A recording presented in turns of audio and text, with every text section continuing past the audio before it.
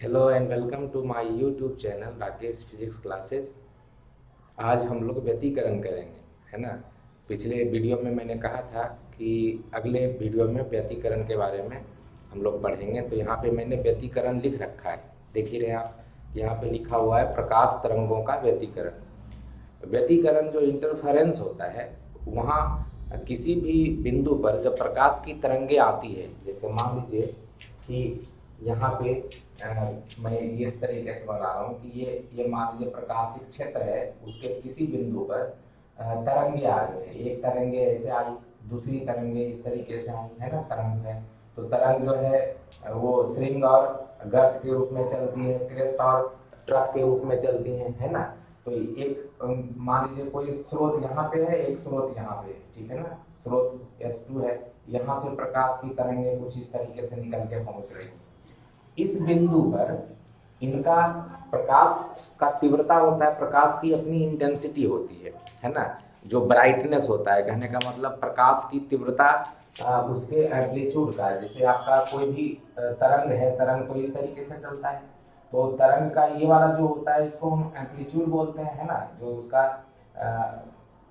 विस्थापन जितना अधिकतम होता है उसी को आयाम बोला जाता है, एम्पलीट्यूड ए से संकेत करते हैं। और ए का जो स्क्वायर होता है वो इंटेंसिटी के डायरेक्टली प्रोपोर्शनल होता है। मतलब इंटेंसिटी को आई से, तीव्रता को आई से संकेत करते हैं, और ये ए स्क्वायर का समानुपाती होता है। मतलब ये वाला एम्पलीट्यूड जितना ज्यादा होगा, है ना, किसी भी तरंग का, उसकी तीव्रता उतनी ज्यादा होगी। तो तीव्रता इसके ऊपर निर्भर करता है। तो इसका मान लीजिए अगर एम्पलीट्यूड है A1 और इसका एम्पलीट्यूड A2 है, तो तीव्रता इसके अकॉर्डिंग क्या हो जाएगा, तो A1 अगर बोलिएगा तो तीव्रता हो जाएगा I1 इज इक्वल टू, अगर समानुपाती होता है तो इसको इक्वल बनाते हैं तो K लिखते हैं, K स्क्वायर। यहाँ तो I1 क्या हो जाएगा, K A1 स्क्वायर।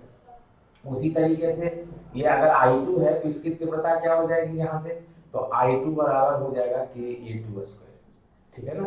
तो ये अलग अलग दोनों जो तरंगे हैं आपस में, यहाँ पे देखेंगे तो दोनों तरंगे आपस में जो उनकी तीव्रता होती है वो अलग अलग अगर देखिए तो A1 स्क्वायर का डायरेक्टली प्रोपोर्शनल है, समानुपाती है। A2 स्क्वायर का समानुपाती है, तो I2 बराबर K A2 स्क्वायर और I1 बराबर K A1 स्क्वायर हम लिख सकते हैं।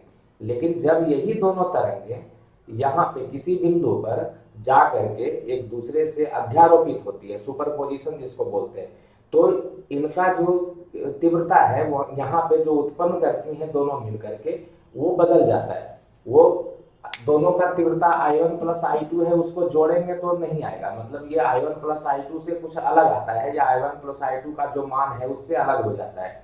मतलब क्या है कि जब दो प्रकाश की किरणें या प्रकाश तरंगे कह लीजिए, ये किरण नहीं तरंगे के बारे में पढ़ रहे हैं, तो प्रकाश तरंगे किसी बिंदु पर आपस में अध्यारोपित होती है, वो तो दो तरह की बातें करती है। उसकी उस बिंदु पर जो अगर वो दोनों स्रोत से जो निकलने वाली तरंगे हैं समान कला में आती हैं, समान कला में यहाँ पे पहुंचती हैं, तो उनका उस बिंदु पर जो तीव्रता है वो बहुत ही ज्यादा प्राप्त होता है, अधिकतम प्राप्त होता है, ठीक है ना, जो कि I1 प्लस I2 से ज्यादा होता है। और अगर दोनों जो यहाँ पे स्रोत है, यहाँ से पहुंचने वाली प्रकाश तरंगे एक दूसरे से विपरीत कला में पहुंचती है, तो यहाँ पे तीव्रता बहुत कम हो जाती है। मतलब I1 प्लस I2 का जो मान आना चाहिए, इन दोनों का जो अपना अपना मान है I1 और I2, इन दोनों को जोड़ दीजिएगा तो उससे भी कम हो जाता है ना, बहुत कम होता है, या कह सकते हैं बिल्कुल शून्य हो जाता है। तो ऐसी जो घटना है इसी को व्यतिकरण कहा जाता है। मतलब अध्यारोपण का सिद्धांत इसके पहले हमने बताया था कि जब प्रकाश की तरंगे किसी स्रोत से कहीं किसी बिंदु पर पहुंचती है तो अलग अलग जो उनका विस्थापन होता है, मतलब एक तरंगे जितनी विस्थापन पैदा करती है, दूसरी तरंगे जितनी विस्थापन पैदा करती है, उसको मैंने बाई 1 बाई 2 लिया था। तो जो कुल विस्थापन होता है वहां पे किसी बिंदु पर तरंगों द्वारा उत्पन्न कुल विस्थापन उन अलग अलग विस्थापनों के सदिश योग के बराबर होता है। तो अलग अलग विस्थापन मैंने लिया था, अगर ध्यान होगा तो मैंने इसके चलते बाई 1 लिया था, एक बाई 2 लिया था। तो इस बिंदु पर कुल विस्थापन y is equal two by 1 plus by 2 लिखा था, वो अध्यारोपण का सिद्धांत है। मतलब जब दो तरंगे यहाँ पे आती हैं तो आपस में जब यहाँ पे अध्यारोपित होती हैं, तो अध्यारोपित होने के बाद वहां पे जो तरंगें उत्पन्न होती हैं, दोनों मिलकर के एक नई तरंगें उत्पन्न करती हैं, तो उनमें दो तरह की बातें देखी जाती है। एक तो ये कि जब ये दोनों तरंगें जो यहाँ पे पहुँच रही थी, ये जो दोनों तरंगें हैं, अगर यहाँ पे समान कला में पहुँचती है, समान कला मैंने आपको बताया था, तरंगाग्र जब बताया था, समान कला का मतलब होता है जितनी भी तरंगें हैं वो उसमें जो कण हैं वो एक साथ ऊपर जा रहे होते हैं या एक साथ नीचे आ रहे होते हैं और सब एक ही लेवल पे होते हैं, तो समान कला में होते हैं। जैसे दोनों वेव है तो दोनों जो यहाँ पे तरंगे हैं अगर इस बिंदु के ऊपर पहुंच रही हैं, अगर वो समान कला में होंगी तो दोनों वेव एक साथ ऊपर जाएगा, मतलब दोनों का एम्पलीट्यूड एक दूसरे के ऊपर होगा। इस तरीके से समान कला में जब होती है तो एक तरंगे इस तरीके से जाती है तो दूसरी तरंगे जस्ट इसके ऊपर ही होती है, इस तरीके से समान कला में होती है ना। तो ये जो है समान कला में है, जब सब एक साथ ऊपर जाएगा, ठीक है ना, एक लेवल पे होगा। और देख रहे हैं ना कि ये जो तरंग है इसका ये वाला बिंदु ये अगर जीरो पे है तो ये भी तरंग जीरो पे है, ये अधिकतम पे है यहाँ पे तो ये भी अधिकतम है, ये जीरो है तो ये भी जीरो है, फिर ये माइनस में अधिकतम है तो ये भी माइनस में अधिकतम है।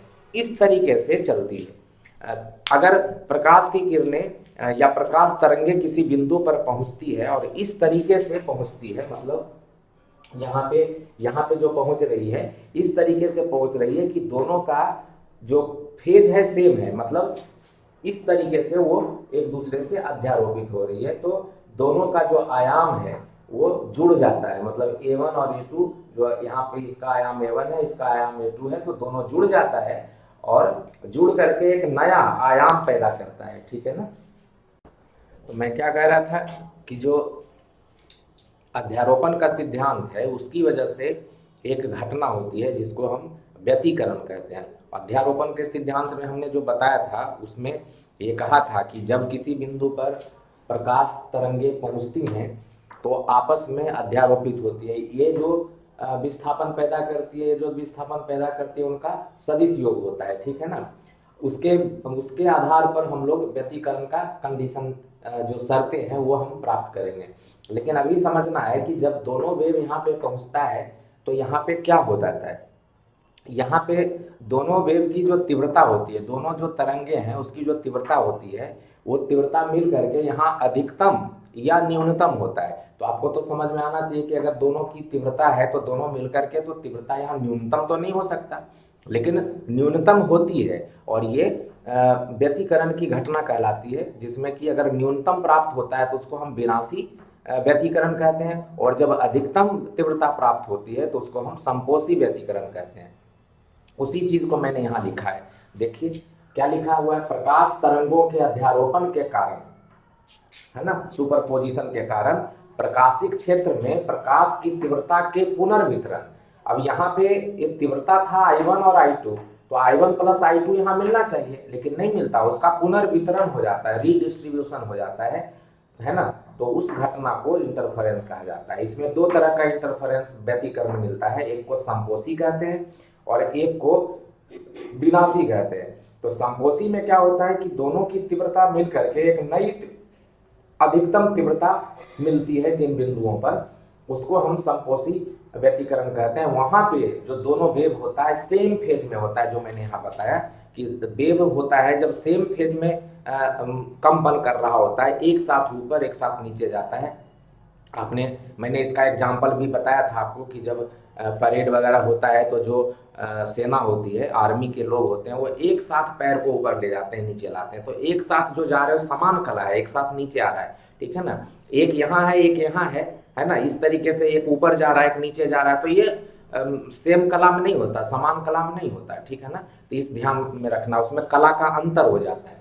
तो ये है प्रकाशिक जो क्षेत्र है उसके उन बिंदुओं पर व्यतिकरण को संपोषी कहा जाता है, देखने कंस्ट्रक्टिव इंटरफेरेंस कहा जाता है, जहां प्रकाश की किरणें अधिकतम तीव्रता उत्पन्न करती हैं, मतलब प्रकाश तरंगे जब वहां पे पहुंचती हैं तो प्रकाश की तीव्रता जो है अधिकतम प्राप्त होती है, ठीक है ना। ये तभी प्राप्त होती है जब उन बिंदुओं पर प्रकाश का तरंग एक साथ एक समान कला में अध्यारोपित होता है। तो मैंने अभी बताया था थोड़ी देर पहले कि जब ये जो तरंगे हैं समान कला में अध्यारोपित होती है जिन बिंदुओं पर, उन बिंदुओं पर प्रकाश की तीव्रता अधिकतम प्राप्त होती है और उस घटना को हम कंस्ट्रक्टिव इंटरफेरेंस या संपोषी व्यतिकरण कहते हैं। लेकिन अगर प्रकाशिक क्षेत्र के जिन बिंदुओं पर प्रकाश तरंगे विपरीत कला में, विपरीत कला का मतलब है एक तरंग इस तरीके से चलेगा तो दूसरा तरंग इस तरीके से चलता है, मतलब ये अगर ऊपर है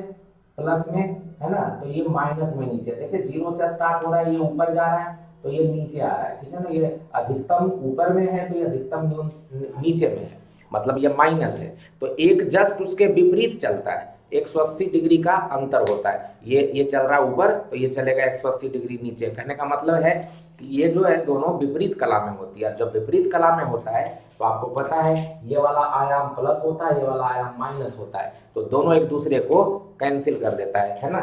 जब आप इसको पढ़ते हैं तो आपको पता है कि ये वाला जो होता है ये आयाम ऊपर बनाइएगा तो ये प्लस में हो जाएगा, है ना, और नीचे जब ये इस तरीके से चलेगा वेव तो ये वाला आयाम माइनस में हो जाएगा, तो दोनों एक दूसरे को कैंसिल कर देता है, ठीक है ना। और इसीलिए विनाशी कहा जाता है, मतलब एक दूसरे का विनाश कर देता है, इसलिए इसको डिस्ट्रक्टिव इंटरफेरेंस या विनाशी व्यतिकरण कहा जाता है। तो प्रकाशिक क्षेत्र के जिन बिंदुओं पर प्रकाश तरंगे विपरीत कला में अध्यारोपित होती है उन बिंदुओं पर प्रकाश की तीव्रता न्यूनतम अथवा शून्य हो जाती है तथा इन बिंदुओं पर उत्पन्न व्यतिकरण को विनाशी व्यतिकरण कहा जाता है।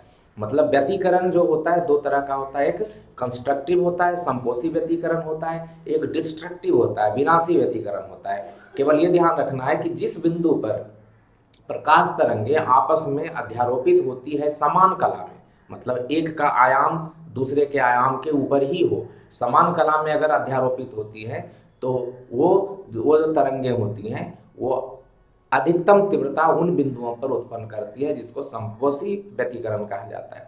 दूसरी स्थिति में क्या थी कि जब वही वेव एक दूसरे के ऊपर अध्यारोपित विपरीत कला में होती है, तो विपरीत कला में मतलब एक का एम्पलीट्यूड अगर अधिकतम हो रहा है प्लस में तो दूसरे का जो आयाम है माइनस में अधिकतम होगा। तो इस तरीके का अगर है एकदम विपरीत कला में जब दो तरंगे आपस में अध्यारोपित होती है तो वो न्यूनतम तीव्रता उत्पन्न करती है उन बिंदुओं पर, और इनको हम विनाशी व्यतिकरण कहते हैं और या कह सकते हैं डिस्ट्रक्टिव इंटरफेरेंस कहते हैं। तो ये व्यतिकरण बहुत इंपॉर्टेंट है, आपसे आ सकता है कि संपोषी व्यतिकरण क्या होता है, विनाशी व्यतिकरण क्या होता है या व्यतिकरण क्या होता है, ये तो आप लिख सकते हैं इसको। और इसके बाद हम लोग करेंगे कि जो कंस्ट्रक्टिव और कंस्ट्रक्टिव इंटरफेरेंस डिस्ट्रक्टिव इंटरफेरेंस के लिए जो कंडीशन है ना, मतलब कहाँ पे अध्यारोपण के कारण अधिकतम तीव्रता और कहाँ पे न्यूनतम तीव्रता प्राप्त होगा, उसके लिए शर्तें क्या है, तो कंडीशन हम लोग निकालेंगे इसके बाद, ठीक है ना। तो वो ध्यान से, थोड़ा सा एक मैथमेटिकल है, मैथ का यूज ज़्यादा है तो उसको समझने में भी आप लोग को दिक्कत ज़्यादा नहीं होगी, लेकिन उसको थोड़ा सा प्रैक्टिस करेंगे तो बहुत आसानी से उसको आप लिख सकते हैं, ठीक है ना। तो अब हम लोग करने जा रहे हैं कंडीशन, शर्तें निकालने जा रहे हैं। तो हम लोग अब कंडीशन निकालेंगे। हमने यहाँ लिखा है conditions for constructive and destructive interference, संपोषी तथा विनाशी व्यतिकरण प्राप्त होने की शर्तें।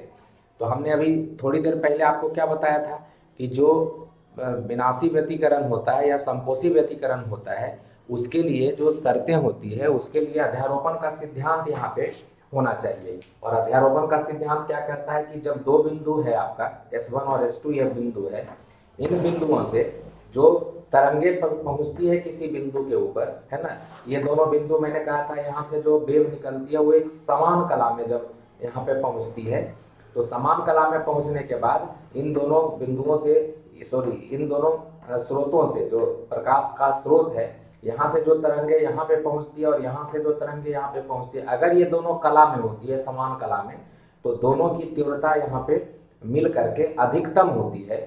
केवल इसकी तीव्रता मैंने कहा था I1 है, इसकी तीव्रता I2 है, तो I1 प्लस I2 नहीं होकर के कुछ और होती है और वो अधिकतम तीव्रता प्राप्त होती है जिसको हमने कहा था संपोषी व्यतिकरण।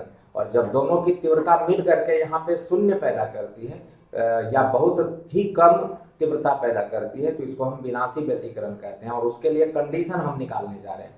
तो कंडीशन निकालने का तो मतलब ये है कि यहाँ पे जो वेव पहुंच रहा है उसके द्वारा जो विस्थापन पैदा होता है, अध्यारोपण का सिद्धांत क्या कहता है कि ये जो तरंग है यहाँ पे जो विस्थापन पैदा करता है और ये तेरा तरंग जो विस्थापन पैदा करता है, दोनों का जो सदिश योग होता है वो यहाँ पे जो परिणामी विस्थापन होता है उसके बराबर होता है। परिणामी विस्थापन का मतलब जो दोनों तरंगे मिल करके एक नया विस्थापन पैदा करती है, वो इनका अपना अपना जो विस्थापन था y1, अगर इसका विस्थापन y1 आप लेते हैं और इसका विस्थापन y2 लेते हैं तो दोनों का सदिश योग के बराबर होता है।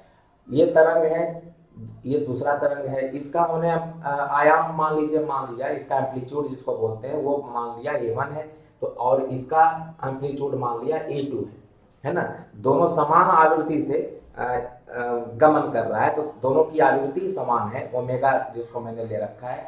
तो t समय बाद जब यहाँ से यहाँ तरंग पहुंचेगा और यहाँ से यहाँ तरंग पहुंचेगा तो दोनों का देखना है, ये वाला जो डिस्टेंस है ये S1p वो छोटा है, S2p बड़ा है, मतलब दोनों तरंगे जो यहाँ से यहाँ पहुंचेगी और यहाँ से यहाँ पहुंचेगी उसके पथ में, उसके रास्ते में अंतर होगा। ये वाला बड़ा रास्ता है, ये वाला छोटा रास्ता है, और जब तरंगे आपस में ज़्यादा एक जो है अलग अलग पाथ क्या कहते हैं गमन करती है, पाथ की लंबाई अगर अलग होती है तो उसकी वजह से उसके अंदर कला का भी अंतर हो जाता है ना।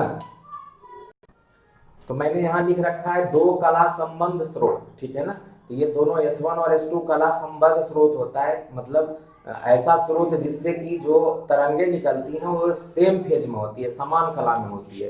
तो S1 S2 से जब तरंगे निकलेगी वो समान कला में होगी, मतलब एक साथ ऊपर या एक साथ नीचे जाएंगी, तो वैसे स्रोत को S1 S2 को कला संबद्ध स्रोत कहा जाता है। तो कला संबद्ध स्रोत होना चाहिए, और वहां से जो तरंगे यहाँ पे पहुंचेगी वो कला में होगी या नहीं होगी, यही बात पे तो निर्भर करता है कि हमारा जो डिस्ट्रक्टिव इंटरफेरेंस होगा या कंस्ट्रक्टिव इंटरफेरेंस होगा। ये एकदम ध्यान रखना है कि यहाँ पे पहुंचने वाला जो वेव है, यहाँ से जो पहुंचा S1 से और S2 से, दोनों में रास्ते की लंबाई अलग अलग है, तो यहाँ पे पहुंचने वाले वेव में कला का अंतर हो सकता है, और वो कला का अंतर अगर है समान कला में नहीं होकर के विपरीत कला में पहुंचता है तो हमने आपको बताया था कि विनाशी होता है, और समान कला में पहुंचता है तो संपोषी होता है, और जहाँ पे आपको तीव्रता अधिकतम मिलती है, मतलब यहाँ पे जो पॉइंट होता है उसके ऊपर या तो डार्क एकदम हो जाता है या वहाँ पे तीव्रता बहुत ही अधिकतम हो जाती है, ठीक है ना। तो ये हमने उसके लिए आपको बताया था, और वही अब कर रहे हैं कि अध्यारोपण के सिद्धांत के अनुसार अगर यहाँ से कोई तरंग पहुंच रहा है और वो y1 विस्थापन पैदा कर रहा है, और यहाँ से जो तरंग पहुंच रहा है वो y2 विस्थापन पैदा कर रहा है, तो टोटल विस्थापन रिजल्टेंट जो परिणामी विस्थापन होगा ये y1 प्लस y2 के इक्वल होगा।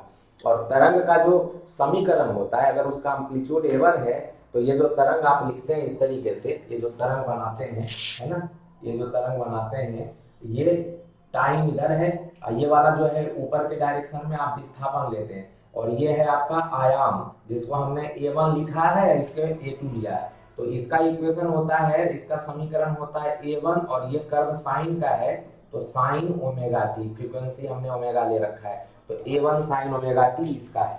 और अगर दूसरा वेव इससे सेम फेज में नहीं है, कुछ कला का अंतर है, तो कला को ये साइन के साथ जो कोण होता है, ये जो साइन के साथ या कॉस के साथ जो कोण होता है, जैसे यहाँ ओमेगा टी है 30 डिग्री 60 डिग्री, उसी तरीके से ओमेगा टी, तो ये साइन के साथ जो कोण है उसी को कला कहते हैं, तो ओमेगा टी कला है। और अगर इस वेव में और जो यहाँ पे y2 से जो वेव जा रहा है, इस वेव में और इस वेव में कुछ कला का अंतर है, तो यहाँ पे कला का अंतर हमको डालना पड़ेगा, और वो कला का अंतर मैंने यहाँ लिया था फाई।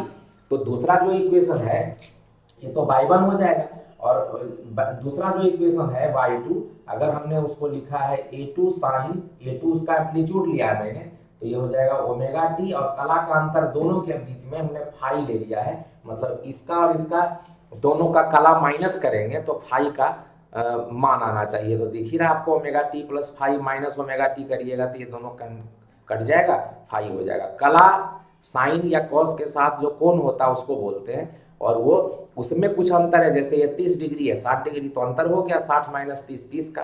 तो उसी तरीके से हमें नहीं पता कौन सा कोण है, तो ये ओमेगा टी, इसको ओमेगा टी प्लस फाई लिया जाता है, जो तरंग का समीकरण है इस तरीके से लिखा जाता है ना। तो मैंने यहाँ यही लिखा है कि माना कि दो कला संबद्ध स्रोत है S1 S2, ठीक है ना। कला संबद्ध स्रोत प्रकाश स्रोतों S1 तथा S2 से दो तरंगें समान कला में उत्पन्न होती है। यहाँ पे समान कला में उत्पन्न होती है, ठीक है ना। हमने ऐसा स्रोत लिया जैसे कि सारा वेव अगर निकल रहा है तो एक ही फेज में, मतलब एक साथ ऊपर जा रहा है या एक साथ नीचे आ रहा है, ठीक है ना। तो ये यहाँ से दोनों समान कला में उत्पन्न होती है। अब ये जो वेव है ये इसका जो आयाम है जो उत्पन्न करती है ये 1 है, और यहाँ से जो वेव है आयाम हमने बताया कि ये जो माध्य स्थिति होती है इसको बोलते हैं माध्य स्थिति, मीन पोजीशन। यहाँ से जो मैक्सिमम जो डिस्प्लेसमेंट होता है उसको हम आयाम बोलते हैं। मतलब अधिकतम विस्थापन जो वेव करता है दोनों दिशाओं में, जो ये वाला है अधिकतम विस्थापन, ये वाला अधिकतम विस्थापन, इसको आयाम बोला जाता है। तो माध्य स्थिति से किसी भी दिशा में अधिकतम विस्थापन उसका आयाम कहा जाता है। तो ये आयाम है आपका। तो एक का A1 है, दूसरे का A2 हमने लिया है, A2 है। माना कि दोनों तरंगों की आवृत्ति समान है, ओमेगा हमने ले लिया है। अतः किसी क्षण t पर इन तरंगों द्वारा माध्यम के किसी बिंदु पर उत्पन्न विस्थापन, तो तरंगों द्वारा विस्थापन जो होता है उसको लिखा जाता है इस समीकरण से। इसको थोड़ा ध्यान रखना है आपको, y1 = A1 sin omega t। वैसे आपको पता है कि ये वाला 0 से स्टार्ट होता है जो वक्र, उसको साइन बोलते हैं। जब ये 90 डिग्री पे मैक्सिमम हो जाता है तो ऐसे कर्व का इक्वेशन y1 है विस्थापन, तो y1 = A1, और साइन का कर्व है तो साइन लिखा जाता है। और ये ओमेगा फ्रीक्वेंसी लिया था, t लिखा था, तो ओमेगा t उसका फेज हो जाता है। ये दूसरा वाला है उसके, इससे उसके अंदर फेज डिफरेंस है। क्यों? क्योंकि ये जितना दूरी तय कर रहा है उससे ज्यादा दूरी ये तय कर रहा है, तो थोड़ा अंतर तो हो जाएगा, क्योंकि दूरी समान तो है नहीं। समान दूरी होता तो समान कला में होता है, लेकिन ये अलग दूरी है तो अलग कला में होगा। इसलिए ओमेगा टी यहाँ पे है तो हमने उसके अंदर कुछ ओमेगा टी प्लस फाई ले लिया, दोनों के बीच का जो कलांतर है, मतलब कला का अंतर हो जाएगा। तो अध्यारोपण का सिद्धांत कहता है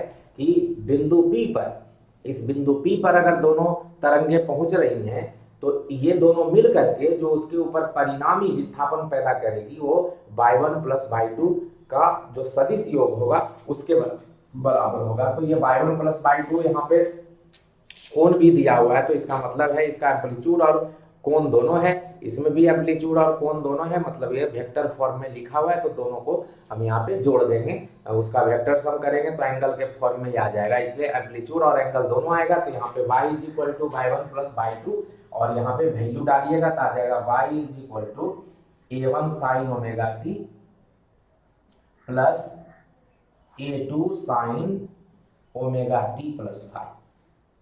ये वाला वैल्यू y = ये, इसको हम सोल्व करेंगे, ठीक है ना।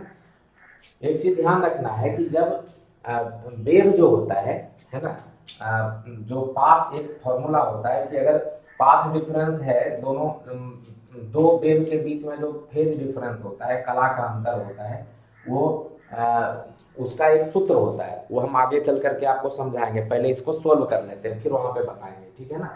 तो ये जो वैल्यू है मतलब y1 = A1 sin omega t, y2 = A2 sin omega t plus phi, इन दोनों को यहाँ से मैथमेटिक्स है तो इसको थोड़ा सा आपको प्रैक्टिस करना पड़ेगा जिससे कि आपको समझ में आ जाए, ठीक है ना।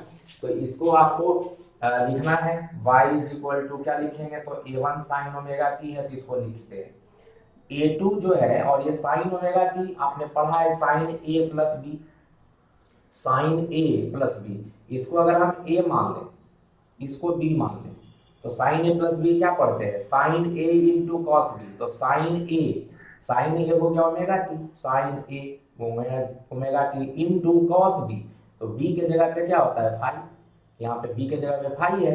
फिर पढ़ते हैं प्लस cos A, तो cos A क्या है ओमेगा t है ना, इनटू sin B, तो sin B क्या है फाई है। तो आपने फॉर्मूला पढ़ा है साइन, यहाँ लिख देता हूँ सिंस sin A + b = आपने ये पढ़ा है sin A × cos b, trigonometry में मैथ में पढ़े, plus cos A × sin b। तो हमने इसका यूज कर लिया, ठीक है ना यहाँ पे। अब इसको हम क्या करते हैं, तो इसको एक साथ कर लेंगे, जो साइन वाला है उसको एक साथ कर लेंगे। यहाँ दिख रहा है कि ये साइन वाला है ना, ये sin ओमेगा t है, ये भी sin ओमेगा t है, तो इसको एक साथ कर लेते हैं। तो ये हो जाएगा y = A1 sin omega t plus A2 sine omega t into cos phi और plus A2 sine omega t cos phi, A2 cos omega t sine phi, A2 cos omega t into sine phi. ये हो गया, है ना। इसको एक साथ कर लिया तो ये y is equal to sine omega t हमने कॉमन ले लिया, तो यहां से आ जाएगा A1 plus A2 cos phi, ये आ गया, प्लस कॉस ओमेगा टी ऐसे लिख लिया, cos omega t into A2 sine phi को एक साथ क्लब कर दिया, एक साथ लिख करके रख दिया, ठीक है ना। इस तरीके से हमने कर दिया।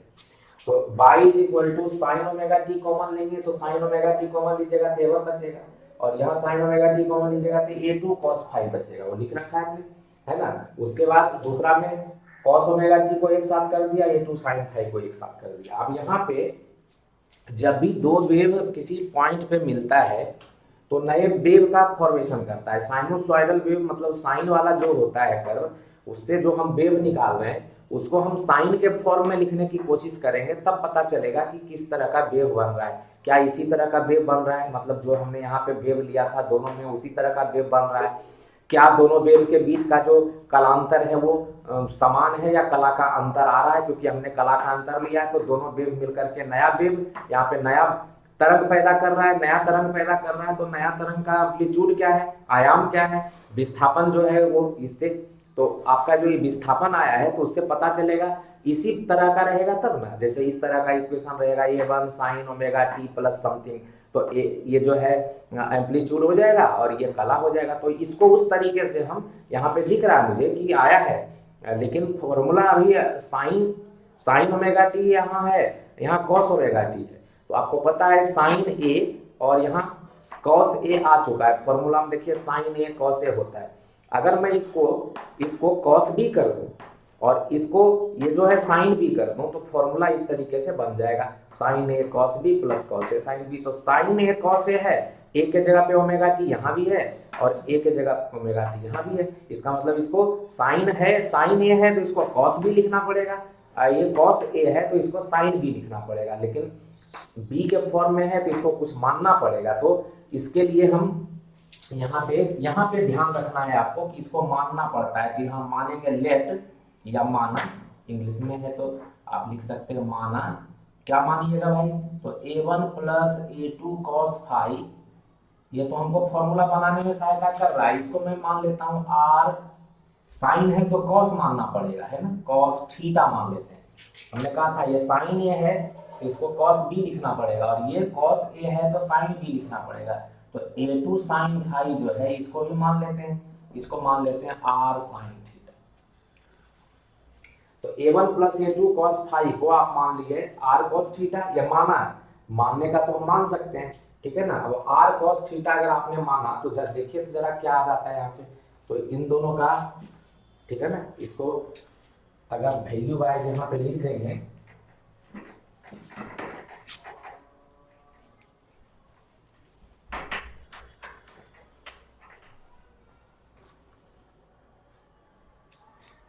तो क्या हो जाएगा जरा देखिए तो यहाँ से, therefore y is equal to sine omega t तो है अपने जगह पे, है ना, इसको आपने लिख दिया है R cos थीटा माना था, प्लस ये cos ओमेगा टी अपने जगह पे है ना, cos ओमेगा टी भी अपने जगह पे है, और आपने A2 साइन फाई को लिख दिया है R साइन थीटा, तो इसको लिख देते हैं R साइन थीटा।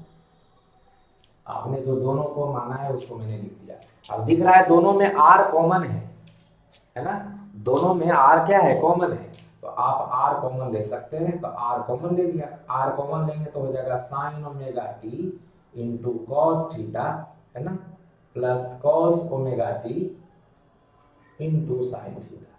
और ये तो आपको साफ साफ दिख रहा है, फॉर्मूला आ गया फिर से यही वाला formula, sign A cos B plus cos A sine B. Sign A cos B, देखें ओमेगा टी है थीटा है, और यहाँ पे ओमेगा टी थीटा है, तो sign A cos B cos A sine B. फिर से ये फॉर्मूला इसी फॉर्म में आ गया, साइन ए प्लस बी, तो यहाँ से आ गया y is equal to r sine omega t और प्लस बी जो है थीटा है यहाँ पे, तो आपको एक नया तरंग आ गया जिसके द्वारा उत्पन्न विस्थापन y है, ये दिख रहा है आपको, उत्पन्न विस्थापन y है, मतलब y1 और y2 जो दो वेव यहाँ से चला है ना, इस बिंदु पे पहुंचा, यहाँ से चला इस बिंदु पे पहुंचा, तो दोनों ने एक नया विस्थापन पैदा किया। वो नया विस्थापन जो परिणामी विस्थापन है दोनों के सदिश योग के बराबर होता है। तो y1 प्लस y2 से हमने निकाला और वो आ रहा है y is equal to r sine omega t plus five. ये r जो है क्या है, तो इसका आयाम है, इस वेव का जो नया वेव पैदा हुआ उसका आयाम है। और उसका कला क्या है, तो हमने कहा था साइन के साथ जो लिखा रहता है उसको कला बोलते हैं। तो ओमेगा टी प्लस थीटा हमने यहाँ ओमेगा टी लिया था, यहाँ ओमेगा टी प्लस फाइव लिया था, आया ओमेगा टी प्लस थीटा। तो हमें पता है कि हमने तो ओमेगा टी और ओमेगा टी प्लस फाइव लिया है, इसका मतलब हमें बताना पड़ेगा कि यहाँ पे आर क्या है, क्योंकि आर तो आपने माना था, यहाँ पे आर माना है ना, तो आर बताना पड़ेगा क्या है। और थीटा जो है वो हमारा ओमेगा टी प्लस थीटा जो है वो कला का अंतर आएगा। तो कला का जो इसके साथ देखिएगा तो थीटा का अंतर है, इसके साथ देखिएगा तो ओमेगा टी कैंसिल हो जाएगा, तो थीटा माइनस फाइव का अंतर है। तो कला अंतर दिख रहा है कि आ रहा है इसके अंदर, ठीक है ना। और उसी के आधार पर हमारा जो शर्त है वो निकलेगा। तो पहले तो हम ये इक्वेशन ये हमने निकाला जो कि नया परिणामी विस्थापन दे रहा है ना। और इसके बाद हम लोग क्या निकालेंगे, तो यहाँ पे जो डिस्प्लेसमेंट जो है निकलने के बाद आगे जो है इसका आर का वैल्यू क्या होगा ये हम लोग निकालेंगे। तो आर का वैल्यू निकालने के लिए क्या करिएगा, ये जो इक्वेशन है आपका मान लेते हैं, ये इक्वेशन हमने या इसको मान लीजिए इक्वेशन नंबर 1, इसको मान लीजिए इक्वेशन नंबर 2, इसको मान लीजिए समीकरण 3। तो एक का जो समीकरण 1 तथा 2 से, समीकरण 1 तथा 2 से दोनों को क्या करेंगे, वर्ग करके जोड़ देंगे। आर है ना, आर कॉस थीटा का होल स्क्वायर कर देते हैं, ये और ये आर साइन थीटा का भी होल स्क्वायर कर देते हैं। इसका स्क्वायर कर दिया, वर्ग कर दिया और दोनों को जोड़ दिया। इसका स्क्वायर करेंगे, इसका स्क्वायर करके जोड़ देंगे, तो इधर भी स्क्वायर हो जाएगा, इधर भी स्क्वायर करके जोड़ना पड़ेगा। तो क्या लिखिएगा, आर कॉस थीटा है a1 plus a2 cos five, cos five इसका होल स्क्वायर हो जाएगा। देखिए a1 plus a2 cos phi ये है, तो इसका होल स्क्वायर हो जाएगा। ये क्या है, a2 साइन फाइव, तो इसका होल स्क्वायर हो जाएगा। ये हो जाएगा प्लस a2 साइन फाइव का होल स्क्वायर, ठीक है ना, a2 साइन फाइव का होल स्क्वायर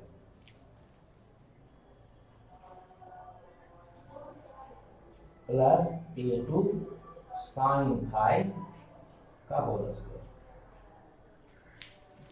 ठीक है ना। अब इसको ओपन कर देंगे, तो यहां से क्या आ जाएगा, that implies R square common ले लीजिए दोनों में, तो cos square theta plus sine square theta, यही तो आएगा।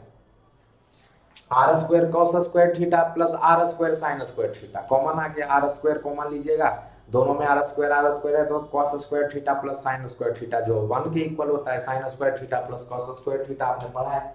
इसको भी ओपन कर देंगे, तो ए स्क्वायर हो गया a1 square plus B square हो गया a2 square cos square five हो गया, है ना, plus 2a1 a2 cos phi ये हो जाएगा। ट्वाइस ए प्लस बी का होल स्क्वायर, आप प्लस ये वाला स्क्वायर करिएगा तो a2 square sine square five हो जाएगा, है ना, ये आ गया। अब इसका वैल्यू तो हो गया क्या, r square into 1 is equal to a1 square plus, यहाँ भी देख लीजिए a2 स्क्वायर कॉमन लीजिएगा इन दोनों में, है ना, इसमें और इसमें a2 स्क्वायर कॉमन लीजिएगा तो हो जाएगा cos square five plus sine square five, तो a2 स्क्वायर और इंटू ये cos square five plus sine square five हो जाएगा, ये हो जाएगा। इसको हम लिख सकते हैं plus 2a1 a2 twice a1 a2 cos five, ये आ गया मान। अब इसका मान फिर 1 हो गया तो आ गया are square is equal to a1 square plus a2 square, है ना, ये 1 हो जाएगा plus twice a1 a2 cos five. तो यहाँ पे इसको लिखते हैं, है ना। तो वैल्यू वाइज जो है अध्यारोपण के सिद्धांत से हमको जो एक नया आया वो क्या आया भाई, हमारा जो नया मान आया वो आया r square, that implies r square is equal to a1 square plus a2 square, है ना, इंटू 1 हो जाएगा, ये तो 1 हो जाएगा तो a2 स्क्वायर होगा, 2a1 a2 cos phi, 2a1 a2 cos phi. ये हमारा नया जो वेव है उसका आर क्या है, तो आयाम है। तो नया जो यहाँ पे तरंग जो पैदा हुआ उसका विस्थापन जो है वो क्या है, y, और y का आयाम अधिकतम कितना है, तो इस r के इक्वल, और r का मान कितना है, तो ये है आपका a1 square plus a2 square. इसको आप अगर r का मान केवल निकालिएगा तो रूट अंडर हो जाएगा a1 square plus a2 square plus 2a1 a2 cos। तो साफ दिख रहा है कि आपने जो पहला तरंग लिया था उसका आयाम a1 था, दिख रहा है ना, यहाँ पे देखिएगा।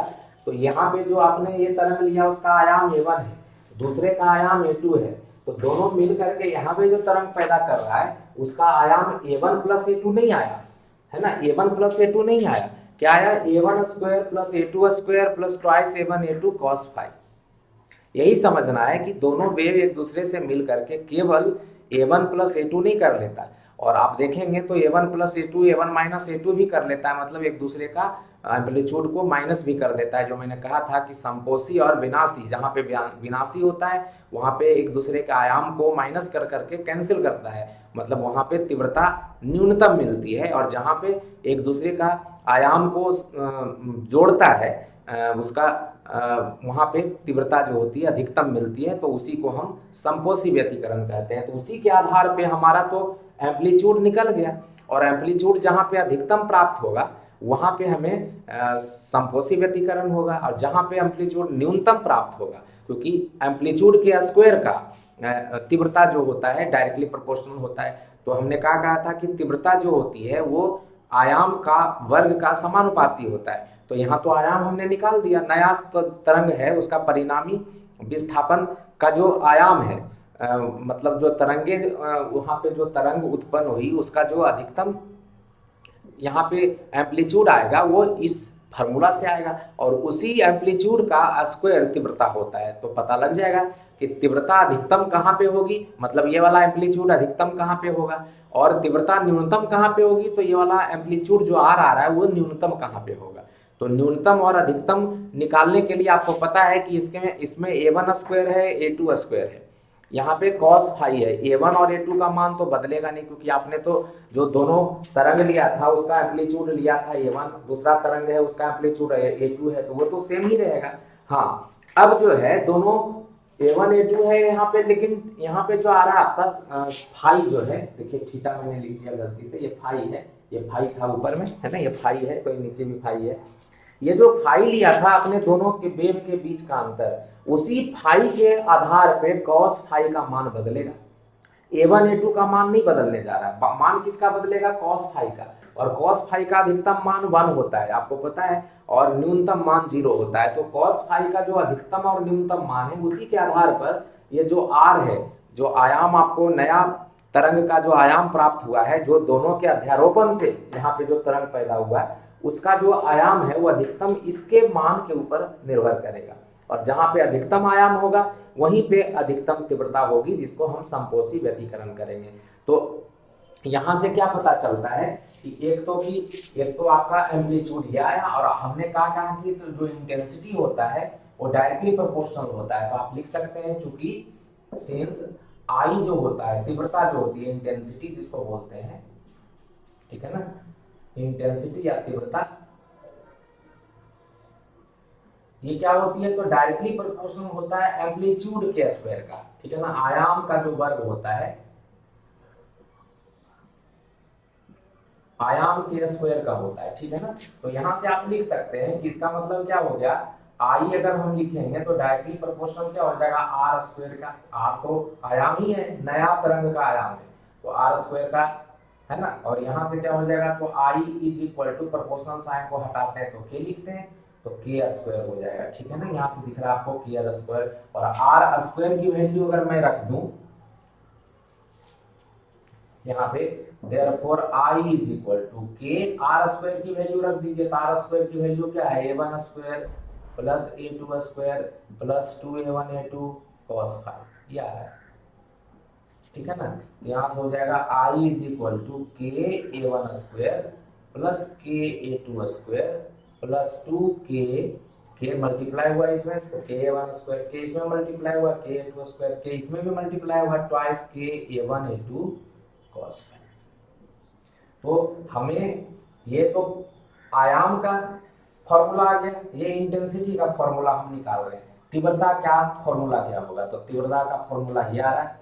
और यहाँ से आप एक चीज और कर सकते हैं कि आपको पता है कि इसका जो आयाम a1 है ना, पहला जो तरंग है इसका आयाम a1 है, तो लिखेंगे चूंकि I1 क्या होगा भाई, तो k a1 स्क्वायर के बराबर होगा, है ना। और I2 क्या होगा, तो k a2 स्क्वायर के बराबर होगा, क्योंकि इसका आयाम, अगर इसका आयाम a1 है तो तीव्रता k a1 स्क्वायर होगा, इसका आयाम a2 है तो k a2 स्क्वायर होगा, जैसे इसका आयाम r था तो इसका तीव्रता k r स्क्वायर के बराबर है ना। तो यहाँ से आप देख सकते हैं कि k a1 स्क्वायर जो है I बराबर k a1 स्क्वायर I1 हो गया प्लस ये I2 हो गया, अब प्लस, तो साफ साफ दिख रहा है, मैंने कहा था कि I1 प्लस I2 के बराबर नहीं होता, कुछ और होता है। तो देखिए I1 प्लस I2 प्लस आ रहा है, ये तो अलग से एक टर्म आ रहा है, इसके अंदर एक पद आ रहा है, क्या है, 2a1a2 cos फाइव। अब इसमें हमको ये जो k है 2k रहने देते हैं, a1 का मान यहां से रखिएगा, a1 का मान, तो ये क्या k इधर आएगा तो I1 बटा k हो जाएगा और रूट अंदर आ जाएगा, मतलब a1 का मान निकालिएगा तो हो जाएगा I1 बाई k का रूट अंडर, ये आ जाएगा। यहाँ से निकालेंगे तो देखते हैं a1 का मान a1 square is equal to होगा I1 बटा k, और स्क्वायर हटाएंगे तो a1 is equal to root under I1 बटा k हो जाएगा। उसी तरीके से यहाँ से निकालिएगा तो हो जाएगा a2 square is equal to I2 बटा k, और a2 का मान यहाँ रखना है मुझे, तो a2 हो जाएगा रूट अंडर I2 बटा k, ठीक है ना। और ये cos फाइव रह जाएगा, है ना। ये तो मैथमेटिक्स है, दिख रहा है आपको, a2 square is equal to k, इधर लाएंगे I2 बटा k, a2 निकालेंगे तो स्क्वायर इधर आएगा तो रूट में बदल जाएगा, I2 बटा k का रूट अंडर हो जाएगा, ठीक है ना। और आपको पता है root k into root k होता है, और ये k ऊपर में है तो ये k और ये k रूट k कैंसिल हो जाएगा, ठीक है ना। तो बच गया कितना भाई, तो I is equal to I1 plus I2 plus 2 root under I1 और I2 है तो root under I1 into root under I2 cos five हो गया। तो जो है ये इंटेंसिटी का देखिए तीव्रता का जो संबंध है वो इक्वेशन के फॉर्म में ये आया। तो R बराबर जो हमने यहाँ लिखा था तीसरा, इसको आप चौथा इक्वेशन बोल सकते हैं, है ना। इसको रूट में रखिए या नहीं रखिए, रूट वाला अगर याद रखिएगा तो रूट वाला, अदरवाइज ये पांचवा इक्वेशन हो जाएगा। तो तीव्रता जो है ये आती है, I1 प्लस I2 केवल नहीं आता, मैंने उस समय समझाया था कि इसका तीव्रता और इसका तीव्रता केवल वहां पे जुड़ नहीं जाता, देख रहे हैं I1 प्लस I2 जुड़ करके कुछ और भी आ रहा है, तो इसीलिए ये तीव्रता कुछ अलग मिलती है। और वो किस पे निर्भर करती है, तो मैंने अभी थोड़ी देर पहले बताया था, इस पे निर्भर करती है। ये वाला A1 A2 तो समान ही रहेगा, उसमें तो कोई डिफरेंस आएगा नहीं, उसमें कोई भिन्नता नहीं आएगी, वो वही रहेगा क्योंकि वो कांस्टेंट है। लेकिन ये वाला जो टर्म है cos फाइव, इसके मान को बदलता रहेगा, क्योंकि cos फाइव का मान -1 से 1 के बीच में बदलता रहता है, और उसी -1 से 1 के बीच का जो बदलाव है उसी के आधार पर इसका जो तीव्रता है वो भी बदलता है, आयाम भी बदलता है, और उसी के आधार पे हम उसको कंस्ट्रक्टिव और डिस्ट्रक्टिव इंटरफेरेंस के रूप में जानते हैं। तो अब जो कंडीशन निकालेंगे इसके बाद वही निकालेंगे कि कहाँ पे कंस्ट्रक्टिव इंटरफेरेंस होगा, कहाँ पे डिस्ट्रक्टिव इंटरफेरेंस होगा। तो अब जो है कंडीशन इसके बाद आएगा, ठीक है ना, जो हम लोग अभी करेंगे, ठीक है। अब हम लोग क्या करेंगे, समपोषी व्यतिकरण, ठीक है ना, मतलब दो तरह का जो व्यतिकरण है उसके लिए शर्तें निकाल रहे हैं। तो समपोषी व्यतिकरण के लिए शर्त क्या होगी, तो आपको पता है कि ये वाला जो आपका इंटेंसिटी आया है I is equal to I1 plus I2 plus twice I1 I2 का रूट अंडर, और cos फाइव बाहर है, ध्यान रखना है cos फाइव इसके अंदर नहीं है।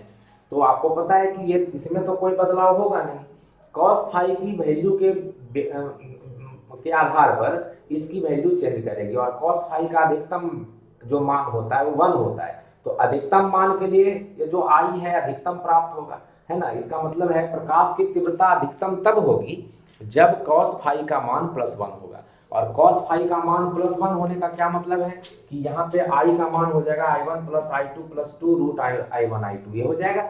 मतलब कॉस फाई का मान अधिकतम 1 होता है तो ये वाला वैल्यू अधिकतम 1 देगा और उसके बेसिस पे आई अधिकतम प्राप्त होगा i1 + i2 + 2 root i1 i2 और कॉस फाई का मान +1 होगा। लेकिन कॉस फाई का मान +1 जो होता है ना, जिसके लिए कि हमें तीव्रता अधिकतम प्राप्त होगी, वो मान किस बिंदु पर होता है? कॉस फाई का जो अधिकतम मान 1 होता है कहाँ पे प्राप्त होता है? तो आपको पता है कॉस फाई का मान अधिकतम 1 जो होता है वो अगर आप क्वाड्रेंट वाइज देखेंगे कॉस फाई का मान, तो कॉस का जो मान होता है 0 पे 1 होता है, यहाँ पे -1 होता है, ये 90 पे 0 होता है और यहाँ पे -270 या 270 पे माइनस नहीं 270 पे भी बोलिए तो 0 होता है। तो ये इधर से 90, इधर से 270 या इधर से 90, इधर से -90 भी बोल सकते हैं, 0 होता है। यहाँ पे 0 पे और यहाँ पे 180 है ना, ये आपको पता है 0 डिग्री होता है, 90 होता है, 180 पे क्या आ रहा है -1 आ रहा है, तो 1 यहाँ पे होता है 0 डिग्री पे, मतलब बार बार यहीं पे आइएगा 0 के बाद घूम करके 360 2 पाई जिसको बोलते हैं, फिर घूम करके आइएगा तो 4 पाई, फिर 6 पाई, फिर 8 पाई, इस तरीके से अगर आइएगा तो आपको +1 की वैल्यू कॉस देगा। ये कॉस का ग्राफ होता है, कॉस थीटा का ग्राफ इस तरीके से, है ना। कॉस थीटा कॉस फाई की वैल्यू अगर हम यहाँ पे बोल दें तो कॉस फाई की मैक्सिमम वैल्यू +1 यहीं पे देगा। और ये जो है 0 है या 2 पाई है तो इसको हम लिख सकते हैं 2 पाई कैसे लिखेगा, तो मैं 2m पाई लिख देता हूँ और m की वैल्यू जहां पे लिख देता हूँ जहां m बराबर 0 1 2 3 इस तरीके से लिख देता हूँ। तो दिख रहा है आपको कि 0 डालिएगा तो 0 वैल्यू आ जाएगा, 1 डालिएगा तो 2 पाई यहाँ से घूम के फिर से यहाँ आ गए, फिर 2 डालिएगा तो 4 पाई फिर से यहाँ से घूम करके यहाँ आ जाएंगे। मतलब इस बिंदु पर तो कॉस का मान हमेशा 1 मिलेगा। तो 0 पे चल के आइए, फिर से 0 से चल के आइए 2 पाई हो जाएगा, फिर से चल के आइए 4 पाई हो जाएगा, फिर से चल के आइए ये 6 पाई हो जाएगा, 6 पाई हो जाएगा, फिर 8 पाई हो जाएगा, फिर 10 पाई हो जाएगा। उसको ये बता रहा है 0 1 2 3 4। इसका मतलब कॉस फाई की वैल्यू 2m पाई जब होगी, मतलब पाई का इवन इंटीग्रल मल्टीपल, पाई का इवन इंटीग्रल मल्टीपल का मतलब पाई के साथ 2 मल्टीप्लाई करके आप कर सकते हैं 2 4 6 8 इस तरीके, है ना। तो ये वैल्यू आ गया आपका 2m पाई। तो फाई की वैल्यू यहाँ पे 2m पाई केवल नहीं लिखेंगे, कॉस की वैल्यू cos 2 पाई होता है, तो 2m पाई की जगह पे यहाँ पे cos 2m पाई नहीं 2 cos 2m पाई, केवल 2m पाई गलती है। तो cos फाई की वैल्यू cos 0 cos 2 पाई cos 4 पाई cos 6 पाई cos 8 पाई जब होती है तो cos 2 पाई पे मतलब यहाँ से 2 पाई आएंगे तो cos 2 पाई हो जाएगा, फिर cos 4 पाई हो जाएगा, फिर cos 6 पाई होगा, और यहाँ पे cos की वैल्यू +1 होती है तो +1 होगी। तो यहाँ से cos फाई की वैल्यू जब ये होगी तो हमेशा आपको +1 देगा, और +1 होगा तो जो इंटेंसिटी होगी वो अधिकतम प्राप्त होगी। तो यहाँ से जो वैल्यू वाइज हो जाएगा क्या हो जाएगा, यहाँ से थीटा जो फाई है ये cos cos दोनों साइड है तो फाई जो है 2m पाई के इक्वल है, इसका मतलब है ना m की वैल्यू 0 1 2 3 एंड सो ऑन। तो ये जो है कंडीशन है, जब आपका थीटा फाई जो है इसके इक्वल होगा तो आपको अधिकतम तीव्रता प्राप्त होती है। ये यहाँ पे समझने की बात है, और इसके ऊपर जो तीव्रता होगी वो अधिकतम होगी, क्योंकि फाई की वैल्यू ये जब cos फाई की वैल्यू अधिकतम है तो आई जो होगा आई मैक्सिमम हो जाएगा, अधिकतम हो जाएगा, और किसके बराबर होगा तो यहाँ से निकालेंगे, आई अधिकतम हो जाएगा i1 + i2 + 2 root i1 + i2 + 2 root i1 into i2 और इंटू cos फाई की अधिकतम वैल्यू +1 हमने लिया है, तो ये वैल्यू हो जाएगा आपका i मैक्सिमम जिसको अधिकतम बोलेंगे is equal to i1 + i2 + 2 root i1 है, इसको आप कैसे लिख सकते हैं, फॉर्मूला में अगर लिखेंगे तो इसको 2 रूट i1 है ना इंटू रूट i2, इस तरीके से हमने अलग अलग कर दिया 2ab, तो इसको भी लिखा जा सकता है रूट अंडर i1 का होल स्क्वायर, और इसको भी लिखा जा सकता है रूट अंडर i2 का होल स्क्वायर। तो i1 को लिख सकते हैं रूट अंडर i1 का होल स्क्वायर, i2 को लिख सकते हैं रूट अंडर i2 का होल स्क्वायर, और ये 2 ए बी अलग अलग हो गया, तो A square plus B square plus 2ab, तो यहाँ से आ गया क्या वैल्यू, आई अधिकतम जो होगा maximum root under I1 plus root under I2 का होल स्क्वायर। ये दिख रहा है आपको, मतलब वैल्यू जो है आई मैक्सिमम क्या आ गया, तो ये आ गया root under I1 plus root under I2 का होल स्क्वायर। तो आई अधिकतम जो प्राप्त होता है वो इसके बराबर होता है, I maximum is equal to this आप बोल सकते हैं, ठीक है ना। अब यहाँ से अगर आप ये वाला फॉर्मूला का अगर यूज करिएगा यहाँ पर आर स्क्वायर से, तो आर स्क्वायर का मान जो है यहाँ पे cos 5 होगा, तो आर इस स्थिति में आर का मान क्या होगा ये आपको पता चल सकता है। तो इससे क्या पता चलता है कि इंटेंसिटी अधिकतम कहाँ होगा, जहाँ पे जो फेज डिफरेंस है, आपको याद होगा तो मैंने ये फाई जो लिया था दोनों वेव, अब तो मिटा दिया मैंने, लेकिन आपको ध्यान होगा तो मैंने जो ये वाला जो कंडीशन लिया था, यहाँ S1 लिया था, यहाँ S2 लिया था, और यहाँ से जो वेव यहाँ पे P पे पहुंचा था, है ना, ये वेव P पे पहुंचा था, तो इसको मैंने लिखा था, इस वेव को y1 जो लिया था तो वो y1 था आपका a1 साइन ओमेगा टी, और यहाँ से जो वेव पहुंचा था इसके ऊपर y2, इसको हमने लिया था a2 sine omega t plus था। तो दोनों वेव के बीच में जो कला का अंतर था वो ये वाला अंतर था फाई।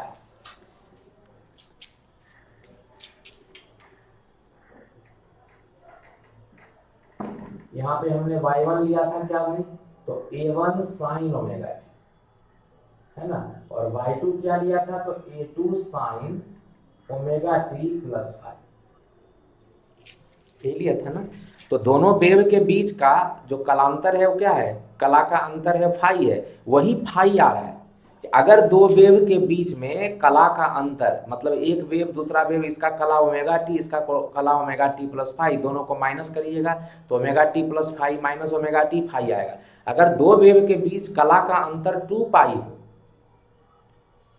2 पाई मतलब यहां से वेव जो जा रहा है, एक वेव यहाँ है, दूसरा वेव ये 2 पाई पे ऑलरेडी है, दूसरा पहला वेव 0 पे स्टार्ट हो रहा है, दूसरा वेव यहाँ से स्टार्ट हो रहा है, तो वो दोनों वेव एक दूसरे से कला में ही होते हैं। जैसे इसको डायग्राम वाइज अगर मैं यहाँ पे आपको बताऊं कि ये वेव है इस तरीके से, है ना, दूसरा वेव मान लीजिए ये यहाँ पे है, तो यहाँ से जो 2 पाई का डिफरेंस होता है वो यहाँ से स्टार्ट होता है, मतलब एक वेव यहाँ पे है, दूसरा वेव यहाँ है, तो दूसरा वाला वेव भी तो 0 से ही स्टार्ट हो रहा है, देख रहे हैं ना, ये वेव 0 से स्टार्ट हो रहा है तो ये भी 0 से स्टार्ट हो रहा है, 2 पाई यहाँ होता है, ये 0 होता है, फिर 4 पाई जो है यहाँ पे आएगा, यहाँ पे आ जाएगा 4 पाई, फिर से यहाँ वेव इस तरीके से फिर से वही स्टार्ट होगा वेव।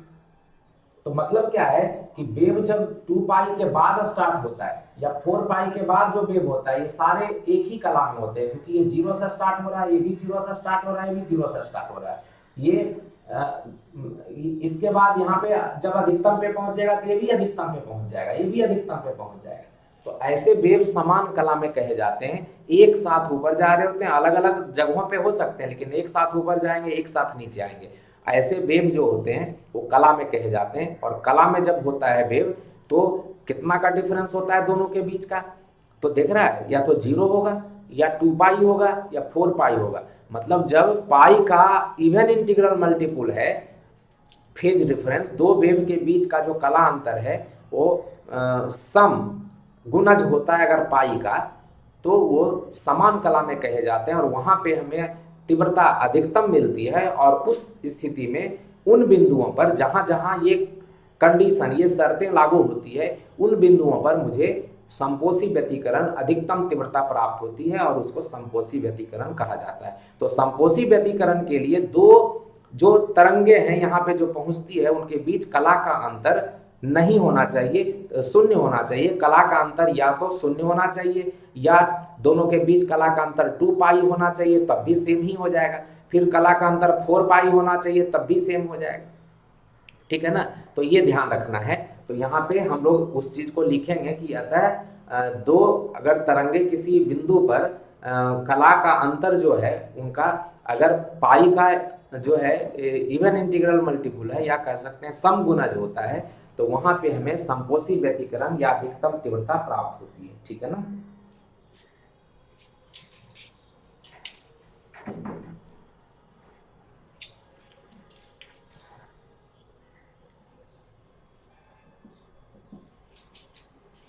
अतः माध्यम के, तो यहाँ पे देख लीजिए मैंने संपोषी व्यतिकरण के लिए जो ये कंडीशन था cos theta is equal to +1 से जो वैल्यू आया था phi is equal to 2m pi, वही लिखा था। संपोषी व्यतिकरण के लिए जो शर्त है वो phi is equal to 2m pi होना चाहिए, मतलब 2 पाई का इंटीग्रल मल्टीपल, 2 पाई इंटू 0 0 हो जाएगा, 2 पाई इंटू 1 2 पाई हो जाएगा, 2 पाई इंटू 2 4 पाई हो जाएगा। तो 2 पाई का पूर्णांक गुणज होता है ना। दूसरे शब्दों में जब दो तरंगें किसी बिंदु पर समान कला में अध्यारोपित होती है तो उस बिंदु पर अधिकतम तीव्रता प्राप्त होती है, अर्थात उन तरंगों के बीच कालांतर, ये वाला कालांतर कितना है, तो 2 पाई का पूर्णांक गुणज होता है। तो जहां पे 2 पाई का पूर्णांक गुणज आएगा, दो तरंगों के बीच की का जो फेज डिफरेंस होगा, कालांतर होगा, वहां पे हमेशा संपोषी व्यतिकरण होगा, ठीक है ना। अब दूसरा है, हम जो इसके बाद हमारा जो यहाँ पे एम्पलीट्यूड आया था वो क्या आया था, चूंकि r is equal to R square is equal to क्या आया था, a1 square plus a2 square plus 2a1 a2 cos phi. तो देखिए यहाँ का वैल्यू, तो r मैक्सिमम अगर निकालिएगा अधिकतम तो क्या हो जाएगा, a1 square plus a2 square plus 2a1 a2 cos phi का वैल्यू आप +1 लिए थे, तो यहाँ से क्या आ रहा है, r मैक्सिमम का होल स्क्वायर बराबर a1 प्लस a2 का होल स्क्वायर, और r मैक्सिमम अगर निकालिएगा तो दोनों तरफ से स्क्वायर हट जाएगा, और तब देख लीजिए आपका जो एम्पलीट्यूड मैक्सिमम आ रहा है वो किसके बराबर आ रहा है, तो a1 प्लस a2 के बराबर। तो जो अधिकतम तीव्रता का जो क्या कहते हैं, जो वेव यहाँ पे संपोषी व्यतिकरण में जो पैदा होता है उसका जो एम्पलीट्यूड है वो r अधिकतम मान कितना देता है, तो दोनों एम्पलीट्यूड जुड़ जाता है, जो मैंने आपको समझाया था कि एक वेव ऐसे चल रहा है, दूसरा वेव ऐसे चल रहा है, तो इसका एम्पलीट्यूड a1 है, दूसरे का एम्पलीट्यूड a2 है ना, एक का एम्पलीट्यूड a1 है, a2 है, तो दोनों जुड़ जाता है और एक नया तरंग पैदा करता है इस तरीके का, है ना। इसका एम्पलीट्यूड a1 प्लस a2 हो जाता है, जिसको आप r मैक्सिमम बोलते हैं, अधिकतम पैदा करता है, इसलिए r मैक्सिमम बोला जाता है, ठीक है। तो ये समझ में आना चाहिए, ये है संपोषी व्यतिकरण के लिए। और एक फॉर्मूला यहाँ पे हम पढ़ते हैं जो बोलते हैं पथांतर कहा जाता है, कलांतर से हम पथांतर भी निकालते हैं, ठीक है ना। तो कलांतर से पथांतर की बात करते हैं, तो एक फॉर्मूला होता है जिसको बाद में हम बताएंगे कैसे होता है। तो कलांतर बराबर होता है, कलांतर बराबर होता है 2 पाई बाई लैम्डा इंटू पथांतर, पथ का अंतर, पाथ डिफरेंस, ठीक है ना। कलांतर फेज डिफरेंस जिसको आप डेल्टा फाई से डिनोट करते हैं, पथांतर को डेल्टा एक्स से डिनोट करते हैं, ठीक है। तो कलांतर तो आपको पता है यहाँ पे 2m पाई है ना। फेज डिफरेंस हमको यहाँ से पथांतर अगर हम निकालें तब क्या हो जाएगा, यहाँ से क्या आ जाएगा, देयरफॉर डेल्टा फाई है ना, इसको इधर ले आइए तो लैम्डा नीचे है तो ऊपर आ जाएगा, और 2 पाई ऊपर है तो नीचे आ जाएगा डेल्टा एक्स के बराबर, पथांतर के बराबर। तो पथ का अंतर अगर मैं निकालूं तो फाई, ये जो कलांतर था 2m पाई था, है ना, तो डेल्टा एक्स बराबर क्या हो जाएगा, lambda by 2 pi into 2m पाई लिख सकते हैं, है ना। सिंस कलांतर जो है, कलांतर यहाँ तो फाई के फॉर्म में हमने लिखा था, कलांतर कितना है तो 2m पाई, है ना। फाई या डेल्टा फाई रहे कोई दिक्कत नहीं है, आपको समझ में आना चाहिए कि ये कलांतर ही हमने लिया था, फाई का मान जो आया था, है ना। तो यहाँ पे वैल्यू अगर हम रख दें तो लैम्डा बाई 2 पाई, तो ये 2 पाई से 2 पाई कैंसिल हो गया, देखिए 2 से 2 पाई कैंसिल हो गया, तो क्या आ रहा है वैल्यू, m लैम्डा आ रहा है। तो डेल्टा x जो पथांतर बोलते हैं वो m लैम्डा आ रहा है, और m की वैल्यू तो आपने पहले से ले रखी थी 0 1 2, है ना, आपने m की वैल्यू पहले से ले रखी थी 0 1 2। तो कलांतर बराबर 2 पाई बाई लैम्डा इंटू पथांतर होता है, पथ का अंतर, मतलब यहाँ से जो चला s1p और यहाँ से s2p, s2 हमने इसको लिखा था, तो दोनों के बीच का जो पथ का अंतर है क्या हो गया, ये बड़ा पथ है ये छोटा पथ है, तो s2p माइनस s1p पथांतर है ना। तो पथ का अंतर अगर कितना हो जाए तो m लैम्डा के बराबर हो जाए, जहाँ लैम्डा की m की वैल्यू 0 है 1 है 2 है, तो 0 का मतलब 0, 1 का मतलब लैम्डा, 2 का मतलब 2 लैम्डा, 3 का मतलब 3 लैम्डा, मतलब जब पथ का अंतर 0 लैम्डा 2 लैम्डा 3 लैम्डा इस तरीके से हो जाए तब भी हमें उस बिंदु पर अधिकतम मान प्राप्त होता है इसका, किसका भाई, तो आर मैक्सिमम प्राप्त होता है A1 प्लस A2, और इंटेंसिटी प्राप्त होता है, आपने अभी देखा था I इज इक्वल टू जो वैल्यू वाइज आया था √I1 square plus √I2 square, वो मान प्राप्त होता है। दो कंडीशन, अगर इसका मतलब दो कंडीशन है, अगर फेज डिफरेंस जो है आपका 2m पाई के इक्वल हो, ये जो कंडीशन था, मतलब जब फेज डिफरेंस कला का अंतर 2 पाई का पूर्णांक गुणज हो, 2 पाई का पूर्णांक गुणज का मतलब m का वैल्यू 0 जब डालेंगे तो 0 या 2 पाई 4 पाई 6 पाई, है ना, तब ये कलांतर के रूप में है। कलांतर के रूप में अगर 2 पाई का पूर्णांक गुणज होगा तो जहां पे ऐसा होगा, जिस बिंदु पे ऐसा होगा वहां पे अधिकतम तीव्रता प्राप्त होगी, वहां पे संपोषी व्यतिकरण होता है। या दूसरे शब्दों में, कलांतर के शब्दों में तो ये हुआ, ये पथांतर के शब्दों में है कि पथांतर अगर जहां पे ये कलांतर ये होता है वहीं पे पथांतर लैम्डा का पूर्णांक गुणज होता है। तो लैम्डा का पूर्णांक गुणज हो या 2 पाई का पूर्णांक गुणज हो तो पथांतर होगा, तो लैम्डा का पूर्णांक गुणज होगा। तो जिन बिंदु पर जो लैम्डा है उसका पूर्णांक गुणज आता है, दो वेव के बीच का जो पथांतर है वो अगर लैम्डा का पूर्णांक गुणज आता है तो वहां पे संपोषी व्यतिकरण पैदा होता है। तो यहाँ भी कह सकते हैं, ये यहाँ से जो आ रहा है वैल्यू, m का वैल्यू 0 रखिएगा तो क्या आ रहा है 0 आएगा, फिर लैम्डा आएगा, फिर 2 लैम्डा आएगा। तो इसको हम इस तरीके से भी लिख सकते हैं। अतः जिन बिंदुओं पर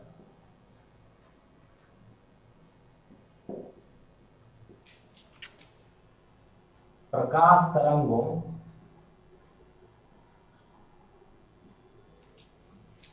के बीच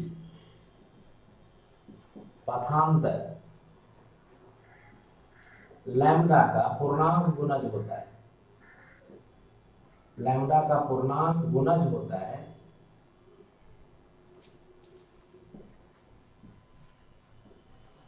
वहां संपोषी व्यतिकरण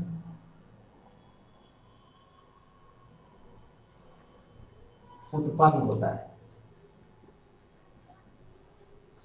और संपोषी व्यतिकरण जहां पे होता है, आपको पता है कि वहां पे तीव्रता अधिकतम होती है और एम्पलीट्यूड भी, एम्पलीट्यूड क्या होता है, तो A1 प्लस A2 होता है, ठीक है ना। तो ये ध्यान रखना है कि संपोषी व्यतिकरण के लिए दो शर्तें आई। एक शर्त है हमारा कि जो कलांतर है ना, फेज डिफरेंस जो हमने निकाला था, कलांतर फाई जो है वो किसके बराबर होना चाहिए, तो 2m पाई के बराबर होना चाहिए, मतलब 2 पाई का पूर्णांक गुणज होना चाहिए। m की वैल्यू 0 1 2 हमने इस तरीके से ले रखा था। और पथांतर कितना होना चाहिए, तो ये पथांतर है ना, ये पथांतर है। तो पथांतर कितना होना चाहिए, पथ का अंतर कितना होना चाहिए। पथांतर कैसे समझाया, यहां से यहां जा रहा है, कोई दूरी S1p तय कर रहा है और S2p तय कर रहा है। तो S2p बड़ा दूरी है, S1p छोटा दूरी है, तो पथ का अंतर हो गया। यहाँ पे अगर बोला जाए कि डेल्टा x क्या हो गया, तो S2p माइनस S1p, ये हो गया पथ का अंतर। तो पथ का अंतर कितना होना चाहिए भाई, तो पथ का अंतर होना चाहिए लैम्डा का पूर्णांक गुणज, तब संपोषी व्यतिकरण। और कला का अंतर कितना होना चाहिए, तो कला का अंतर 2 पाई का पूर्णांक गुणज, तब संपोषी व्यतिकरण। तो दोनों तरीके से हम देखते हैं कि जब भी कला का अंतर के संबंध में पूछा जाए, आपसे पूछ देता है कि जो क्या कहते हैं संपोषी व्यतिकरण के लिए शर्तें क्या होती है कला के संबंध में, कला के रेस्पेक्ट में, संदर्भ में आपसे पूछ देगा। तो लिखेंगे कि जब कलांतर दो तरंग किसी बिंदु पर पहुंचता है तो उसके बीच में अगर कला का अंतर 2 पाई का पूर्णांक गुणज होता है तो वहां पे संपोषी व्यतिकरण पैदा होता है। मतलब delta phi must be equal to delta phi, या फाई भी केवल लिख सकते हैं 2m पाई होना चाहिए, m का वैल्यू 0 1। कलांतर ये हो गया। पथांतर के संदर्भ में क्या होना चाहिए, तो पथांतर के संदर्भ में m पाई होना चाहिए, m इंटू पाई आया, मतलब जो पथांतर होना चाहिए, दोनों वेव जो यहाँ से चल के यहाँ जा रहा है और यहाँ से यहाँ चल के जा रहा है, दोनों का जो पथ का अंतर है वो लैम्डा का इंटीग्रल मल्टीपल होना चाहिए, मतलब लैम्डा का पूर्णांक गुणज होना चाहिए 0 1 2 के संदर्भ में। तो ये हमने यहाँ पे आपका ये वाला कंडीशन बताया। उसी तरीके से अगर डिस्ट्रक्टिव इंटरफेरेंस लीजिएगा तो डिस्ट्रक्टिव इंटरफेरेंस क्या हो जाएगा, जिसको हम विनाशी व्यतिकरण कहते हैं। तो विनाशी व्यतिकरण के लिए अगर हम कहते हैं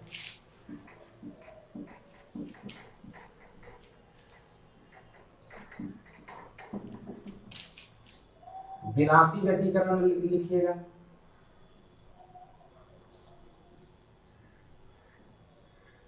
विनाशी व्यतिकरण के लिए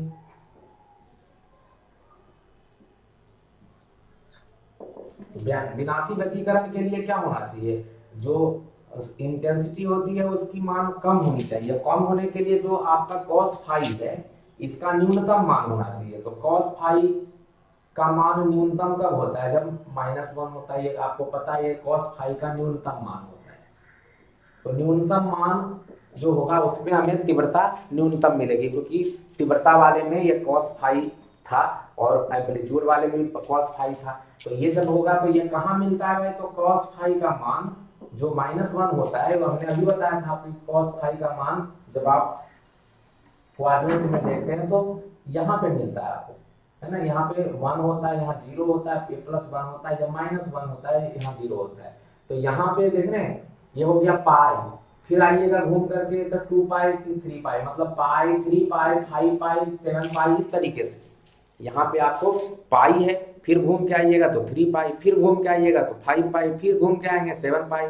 मतलब पाई का ऑड वाला आता है यहाँ पे 1 3 5 पाई पाई 3 पाई 5 पाई 7 पाई, है ना, इस तरीके से आता है, मतलब ऑड वाला।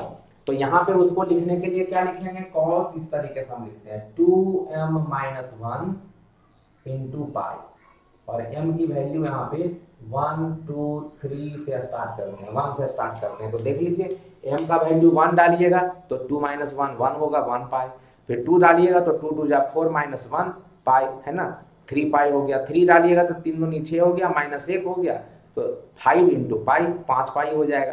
तो हमने बताया ही था आपको कि यहाँ पे ऑड वाला आता है, विषम वाला आता है, 1 पाई आएगा, फिर 3 पाई आएगा, फिर 5 पाई आएगा, फिर 7 पाई आएगा, इस तरीके से। तो फाई का मान क्या हो गया, फाई का मान हो गया 2m-1 पाई। तो ये हो गया आपका m का वैल्यू 1 2 3।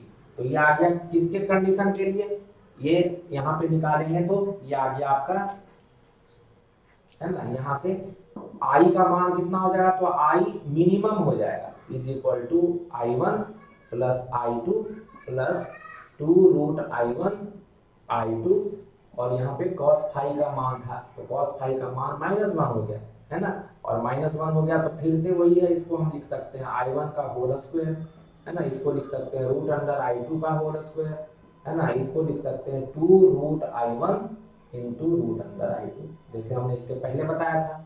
तो क्या हो गया,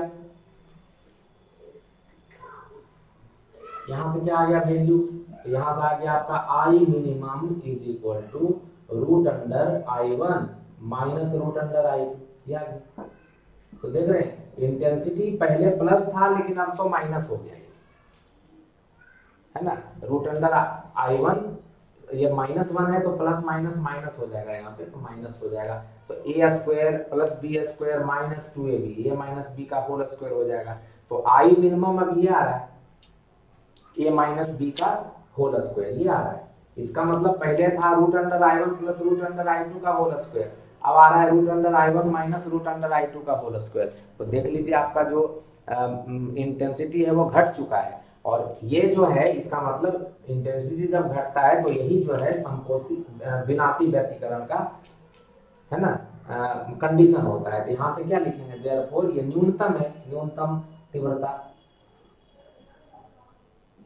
ये न्यूनतम तीव्रता होगी। तो जहां जहां पे ये कंडीशन होगा cos फाई की वैल्यू -1 प्राप्त होगी, जिन बिंदुओं पर उनके लिए विनाशी व्यतिकरण होगा। तो क्या लिखेंगे, देयरफॉर विनाशी व्यतिकरण के लिए,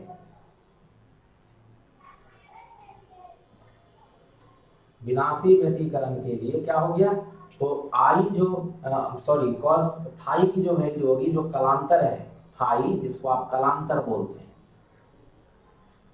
कलांतर क्या होना चाहिए, तो कलांतर आ रहा है 2m-1 पाई आ रहा है, m का वैल्यू 1 से स्टार्ट करेंगे, 0 से नहीं स्टार्ट करेंगे, ध्यान रखिएगा 1 से स्टार्ट करेंगे यहाँ पे। तो m का वैल्यू 1 2 3 होगा, मतलब पाई 5 3 पाई 5 पाई 7 पाई इस तरीके से, ठीक है ना। तो दूसरे शब्दों में जब दो तरंगे क्या होती है भाई, ये तो दिख रहा है आपको कि पाई का डिफरेंस आता है, मतलब कैसे तरंगे चलेगी, तो एक तरंग चलेगा यहां से, तो दिख रहा है आपको ये 0 है, ये पाई है ना, और ये जो है 2 पाई है, फिर ये 3 पाई है। तो देख लीजिए पाई 0 से जो तरंग चल रहा है वो यहाँ है, पाई से जो तरंग चलेगा ये 0 से चल रहा है लेकिन निगेटिव है, ये पॉजिटिव है, ये तरंग जा रहा है ऊपर, ये तरंग जा रहा है नीचे।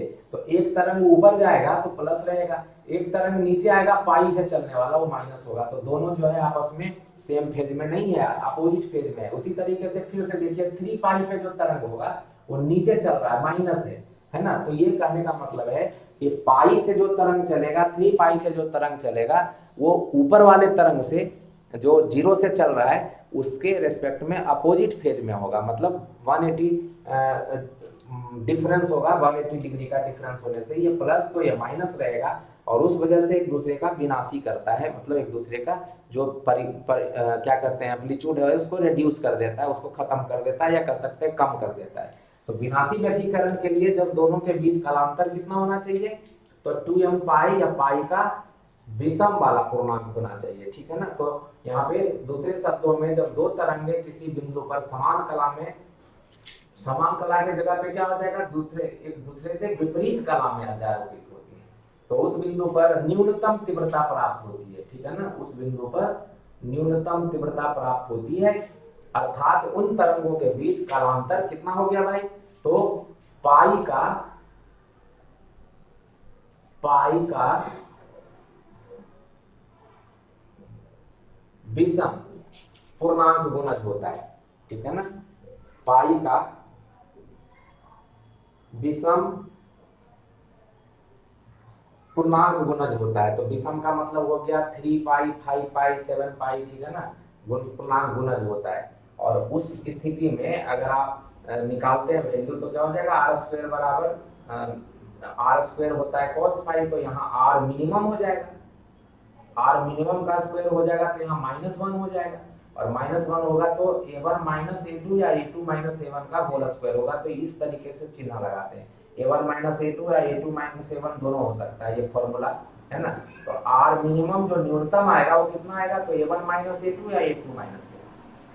मतलब इस बार क्या होता है कि एक वेव जो है वो इस तरीके से चलता है, एक वेव चला इस तरीके से तो दूसरा वेव उसके अपोजिट चलता है इस तरीके से, ये प्लस तो ये माइनस, देख रहे हैं ना, ये माइनस तो ये प्लस, फिर ये प्लस तो ये माइनस, एक वेव प्लस रहेगा तो एक में वेव माइनस रहता है, तो नया वेव जो पैदा होता है उसका जो एम्पलीट्यूड है वो बहुत ही कम हो जाता है इस तरीके से, है ना। तो इंटेंसिटी बहुत कम हो जाती है, और इसीलिए यहाँ पे जनरली डार्क एकदम हो जाता है, या कह सकते हैं बहुत कम तीव्रता प्राप्त होती है।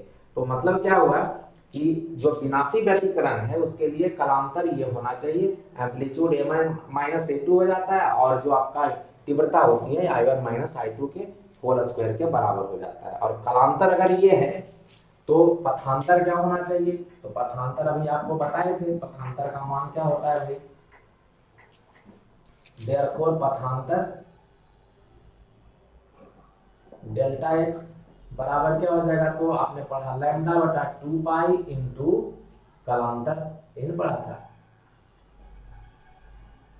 तो लैम्डा बाई 2 पाई हो गया, और कालांतर हो गया 2m माइनस 1 पाई, 2m माइनस 1 पाई, है ना। तो पाई से पाई कैंसिल हो गया, ये आ रहा है 2m minus 1 into lambda by 2, m का वैल्यू कितना है, तो 1 2 3। तो विनाशी व्यतिकरण के लिए जो पथांतर आया वो कितना आया, देख रहे हैं, ये लैम्डा बाई 2 का इंटीग्रल मल्टीपल आ गया 1, इवन विषम पूर्णांक जो होता है। तो पथांतर अर्थात विनाशी व्यतिकरण